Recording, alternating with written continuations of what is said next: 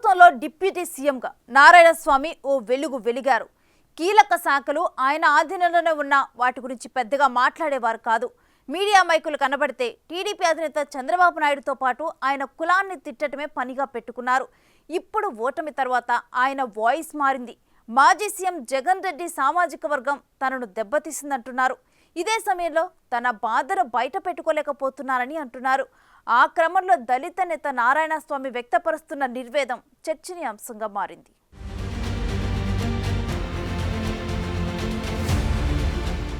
మేము వేసిన ఓటు ఏమైందని అడిగిన చరిత్ర నాకు ఎక్కడ కనబడలా. ఇప్పుడు ఏ గ్రామంలో పోయి టచ్ చేసినా మేము వేసిన ఓట్లు ఏమైంది అంటున్నారు. దీని ఒక నిమిషం అది తెలుసు కదా. కమిషనర్ ఏం చేసినాడు, ఎలక్షన్ అప్పుడు ఏంది డీజీపీలు గీజీలు మార్చేది 2 రోజులకి. నేను దాని జోలికి పోలేదు కదా, నన్ను పట్టుకొని లాగుతున్నావా. ఇప్పుడు చంద్రబాబు చెప్పిన దానికి ఆయన ఏమన్నాడు, ఏం పేరు సార్ మీ పేరు?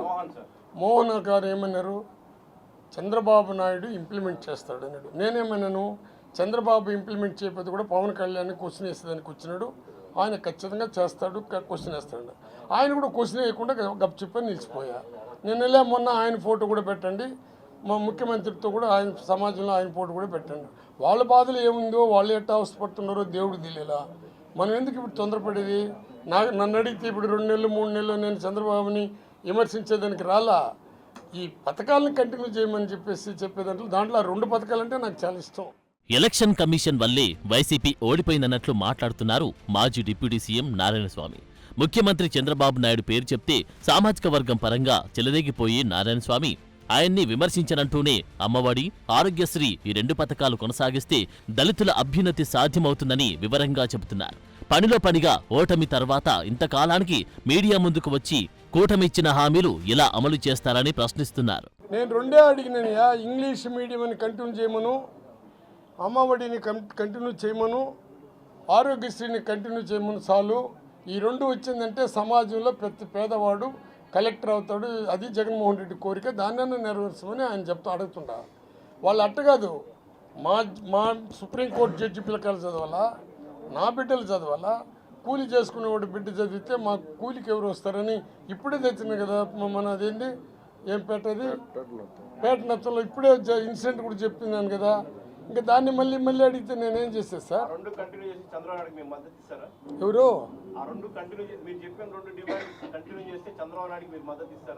నేను ఆత్మసాక్షిగా చెప్తున్నాను, ఆ 2 కానీ కంటిన్యూగా చేయగలిగితే 3 సెంట్లు ఇస్తానన్నాడు. ఎక్కడ ఇస్తాడో నాకు తెలీదు. మేము 1.5 సెంట్ ఇచ్చినాము, 3 సెంట్లు ఎట్ట కొని ఇస్తాడో నాకు తెలీదు. మళ్ళీ 4 లక్షల రూపాయలు ఇస్తాను, అది ఎట్టిస్తాడో నాకు తెలీదు. మళ్ళీ 3 ఎకరాలు ఇస్తానంటాడు, అది ఎట్టిస్తాడో తెలీదు. అవంతా ఆయన విఘ్నతకు వదిలేస్తుండా. ఈ 2 ఎందుకు గట్టిగా పట్టుబడుతున్నానంటే, డాక్టర్ అంబేద్కర్ మాదిరిగా, డాక్టర్ పూలే మాదిరిగా పేదవాడు చదువుకునేదానికి విద్య అవసరం కాబట్టి, అది వజ్రాయుధం కాబట్టి, ఇది కానీ కంటిన్యూ చేస్తే కులం మతం పార్టీ లేకుండా పేదవాడందరూ కలెక్టర్ చదువుతారు, ఇంజనీర్ చదువుతారు, ప్రపంచం అంతా తిరిగేసి వస్తారు ఇంగ్లీష్ మీడియం ఉంటే. దాన్ని తప్పించేదానికి నేను చెప్తున్నా, ఆ 2 కంటిన్యూగా చేయమను. మళ్ళీ చేసినాక నేను 1 సంవత్సరం అయినాక నన్ను పిలిపించి అడుగు. మాజీ డిప్యూటీ సీఎం నారాయణస్వామి 3 సార్లు శాసనసభ్యుడు, ఒకసారి మంత్రి, ఓసారి ఉమ్మడి రాష్ట్రంలో సత్యవేడు నుంచి గెలుపు, 2 సార్లు వరుసగా జీడీ నెల్లూరు నుంచి విజయం, ఎస్సీ సామాజిక వర్గంలో కీలక నాయకుడు. మరోవైపు వైసీపీ ఉమ్మడి చిత్తూరు జిల్లా అధ్యక్షుడిగా పార్టీ ఆవిర్భావం నుంచి పనిచేశారు. 2019లో ఆయనకు వైసీపీ ప్రభుత్వంలో కీలకమైన డిప్యూటీ సీఎంతో పాటు ఎక్సైజ్తో పాటు కమర్షియల్ ట్యాక్సెస్ శాఖ కేటాయించారు. దీంతో పాటు ఆయనకు జగన్ అనధికారికంగా మరో శాఖ కూడా కేటాయించారు. అది చంద్రబాబును ఎక్కడ పడితే అక్కడ అవసరం ఉన్నా లేకున్నా విమర్శించడం, మధ్యలో పవన్ కళ్యాణ్ కూడా టార్గెట్ చేసేవారు.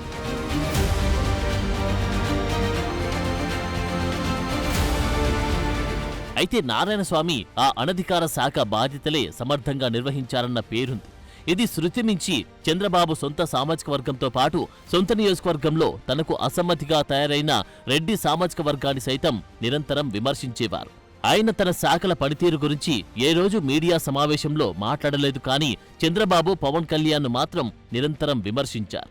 చివరకు తిరుమలలో సైతం రాజకీయ విమర్శలు చేసిన వ్యక్తుల్లో ఒకరిగా అపవాదు మూటగట్టుకున్నారు. రాష్ట్ర వ్యాప్తంగా వైసీపీలో ఎలాంటి ప్రతికూలత వచ్చినా తనకు జీడి నెల్లూరులో తిరుగుండదని నారాయణస్వామి గట్టిగా నమ్మారు. అందుకు కారణం ఆ నియోజకవర్గంలో ఎస్సీ మాలతో పాటు రెడ్డి సామాజిక వర్గ ఓట్లు 60% వరకు ఉంటాయి. దాంతో తనకు తిరుగులేదని భావించారు. ఇలాంటి సమయంలో టీడీపీ తెలివిగా పావులు కదిపి ముందుగా చిట్టిబాబు నాయుడిని కన్వీనర్గా నియమించింది. ఆయన గట్టిగానే గ్రౌండ్ వర్క్ చేశారు. ఏదైతే తన బలం అని నారాయణస్వామి భావించారో ఆ రెండు వర్గాల్లో చీలికలు తేవడంలో సక్సెస్ అయ్యారు. అదే సమయంలో చంద్రబాబు నాయుడు వ్యూహాత్మకంగా అదే నియోజకవర్గానికి చెందిన డాక్టర్ థామస్ను అభ్యర్థిగా ప్రకటించారు.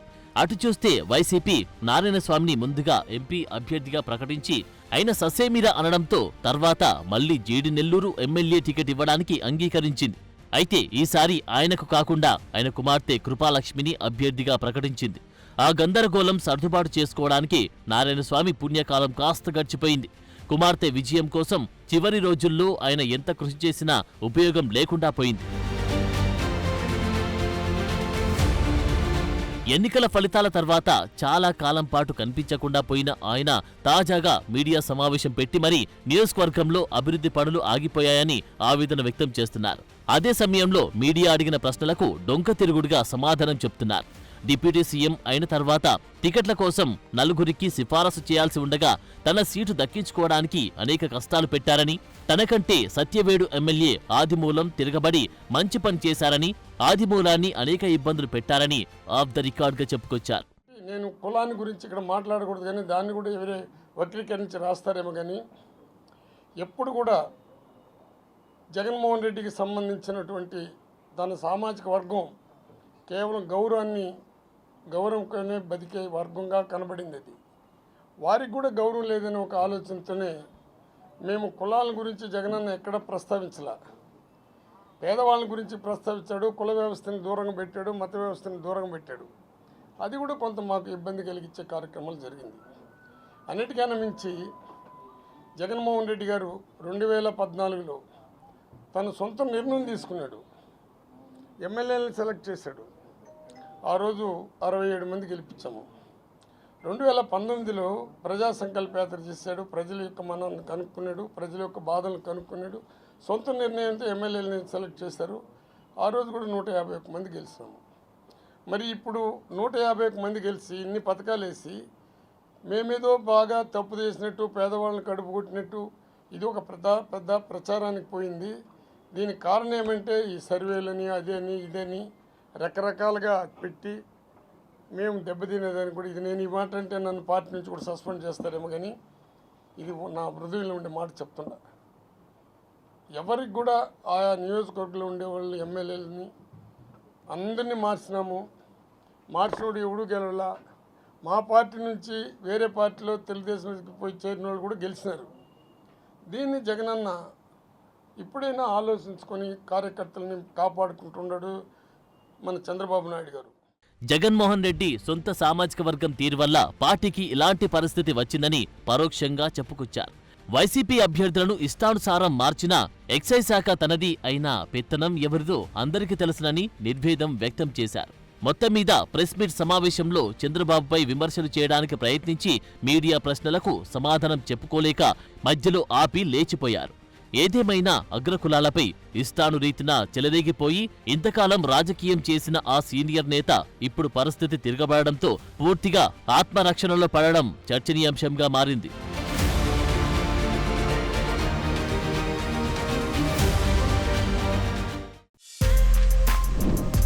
For more videos like this, subscribe Big TV channel.